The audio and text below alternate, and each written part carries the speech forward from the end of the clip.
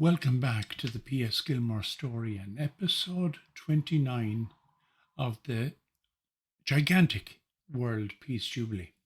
This is part 5. So now you know why this is the right time to tell this story and the detail that I'm telling it. It's the 150th anniversary this year, and at this stage, Gilmore would be listening to the details of each performance intently. How they performed and entertained, and how indeed they prepared for each performance. Each band and orchestra were performing under extreme pressure, and each musician had to deliver excellence without mistake or hesitation before not only an intent audience, but before their peers from the very best offered by music in 1872 from across Europe. Later, we'll see how the legacy of this unknown festival continues to this day and why we should be so grateful that it ever took place. But that's for later. In the meantime, please click like and subscribe to the channel and send your comments below. Before I continue, may I emphasize that, like all episodes, I have a time constraint, so therefore I'm limited by this as to what I can tell you. But all this information is based only on my collection of materials from the event, and sadly, it is but a taste of the details that I have collected. Each day of the first few days, at least, they specialized in national themes. So after the great National Day on the 17th of June, for instance, on June the 18th was English Day. The Royal Grenadiers played, followed by a performance of Wine, Women and Song by Strauss with his wonderful orchestra. And the very next piece was from Verdi's Il Trovatore, the Anvil Chorus, but I must relate to you how it and exactly how it was written in the program description of the accompaniment for the piece. It states, full chorus, organ, orchestra, military band, 100 anvils with cannon. Wowee! What a sound, what an effect! They could have been heard across the city and nearly across the state.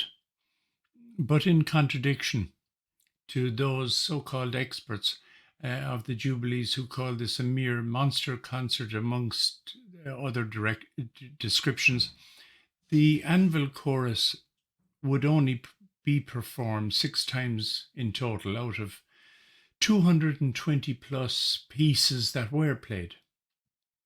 Now, don't forget that Johann Strauss, when the Anvil Chorus was played, was backstage for the complete piece.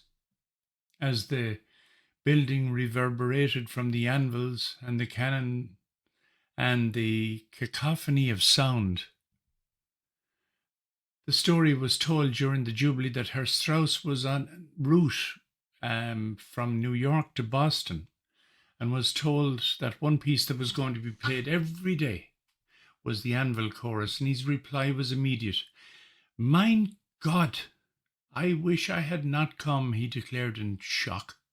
However, after his performance at the French Day backstage, he declared he would gladly return to his homeland and retire happily after the reaction and enthusiasm of the audience to the waltz. 19th of June, German Day. It featured many appearances by the Kaiser Franz bands and, of course, Johann Strauss and the orchestra. The 20th, French Day. It featured the Band de la Garde Républicaine and their leader, Monsieur Paulus, as well as Strauss later with the waltz, as per usual. The 21st, Austrian Day, featured the Royal Grenadier Guards led by Dan Godfrey. Otherwise, there was a lot of orchestral pieces.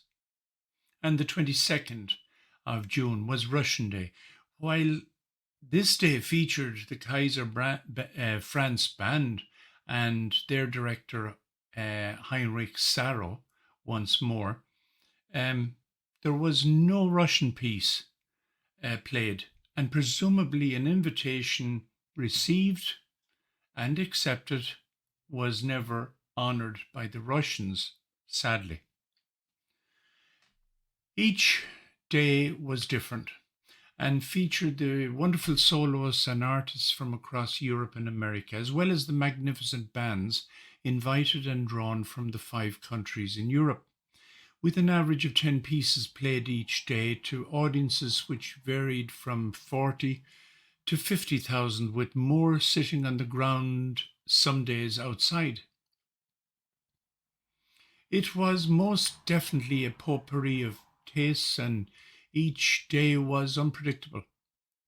Some days offered the unpredictability, like day 7, when some black singers were featured, including the now famous national treasure, which we know as the Jubilee Singers of Nashville, Tennessee. These had been auditioned personally by P S Gilmore himself, but in addition, other singers included 140 coloured singers featured in the choir, plus the Higher Sisters, then more famous than the Jubilee Singers themselves. They featured in the solo performance. And a lady that should not be forgotten was Mrs. Julia Houston, who featured as a soloist soprano on all 4 occasions that the national anthem, Star Spangled Banner, was sung. And when those black singers were introduced to the predominant white audience, it was a risk that the undercurrent of racism which existed from the Civil War would overflow from the audience, which was still learning the meaning of the word respect. That lack of respect was noted elsewhere in the story of the Jubilee Singers, published in 1899, on page 40, where they write, "The immense crowd of 40,000 people were gathered from all parts of the land, and the colour prejudice that had followed the singers elsewhere reappeared in a shower of brutal hisses that greeted their first appearance. But the air of that radical New England city is not kindly to colourphobia, and a deluge of applause answered and drowned the insult. A few days later, the singers would have their revenge." There'll be more about this part of the story in a later episode. But let's look at the bands, especially from these initial days.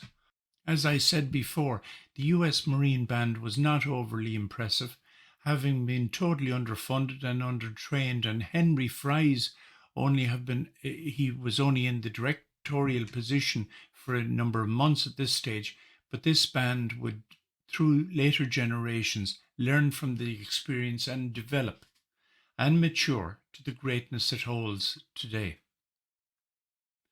But then the Marine Band only made 2 appearances for Hail to the Chief to President Grant and for Grand Selections of England on the first day of the festival.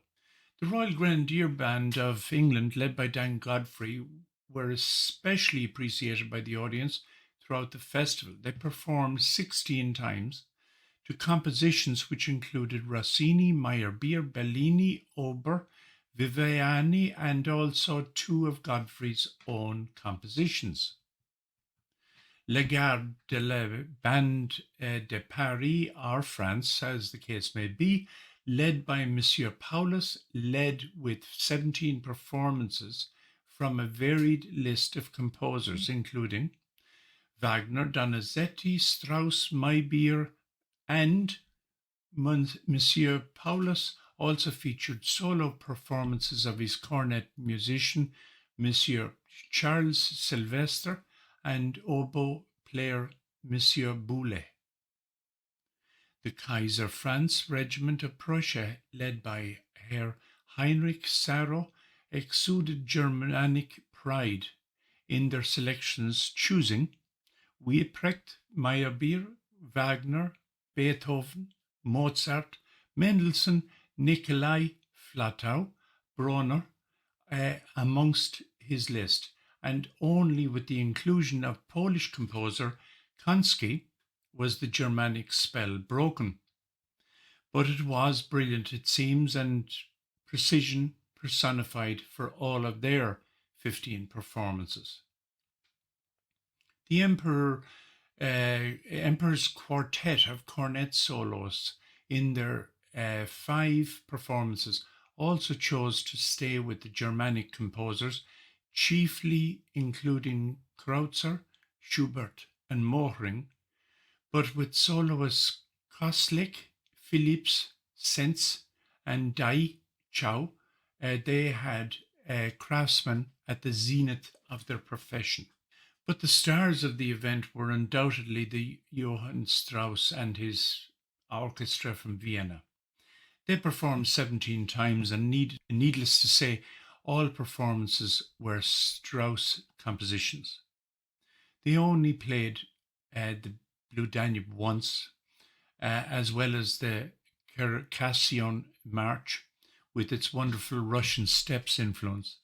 But the big surprise was indeed a piece unveiled especially, called the Jubilee Waltz, which was performed on what became known as Gilmore's Day, and was composed for, dedicated to, and performed before P S Gilmore himself in the building. A marvellous dedication. Strauss seemed to be sold on the idea of the World Peace Jubilee itself, which were reflected in his letters home. Strauss seemed to have a personal love of wine, women, and song, which he played 3 times in the concerts. But his attitude to the World Peace Jubilee was indeed reflected in a paragraph of a letter he wrote home to Vienna on July the 5th, 1872, which stated, "From all portions of America, people flocked to join in the festivities, and every day I witnessed the assemblages of upwards of 50,000 people. I cannot deny my joyful experiences in this wonderful event are marred by one serious thought. That is, that in Europe, where exists every musical advantage and where such an artistic undertaking should be so much easier, there is no one with the enterprise to project such an international gathering." A nice little piece of praise there for Gilmore, I would suggest. But indeed, it is also reflected in the Newfoundlander dog story, which was told shortly after the event. Henrietta Treffs, our Letty, was Strauss's wife. And the story is told she was also a very astute business manager of the Waltz King himself. Every night there would be a crowd of ladies outside his hotel screaming for him, as they would today for superstars, or just give him a lock of his hair. And Letty came up with the wonderful idea of purchasing a Newfoundlander dog, which was as big as a St. Bernard but jet black in colour. Every time one of these ladies came to the door of his room, they would receive a lock of his hair afterwards. And of course, by the time Strauss was ready to return to Europe via New York, this poor dog was now completely bald. I've seen one case of Strauss hair been offered on eBay, and I've often wondered if this is in truth from the dog rather than this wonderful musician. And so that gives you some idea of the excitement of the first week and how it was viewed by the public and the press. But it wasn't over by a long shot. At this stage, the World Peace Jubilee was longer than the previous National Peace Jubilee 3 years before. And there was still 2 weeks to run? How would it develop? And could they maintain the crowds? So, click like and subscribe, please, and also send any comments you have to me below, which I promise to answer as quickly as possible. Thank you so much to everyone.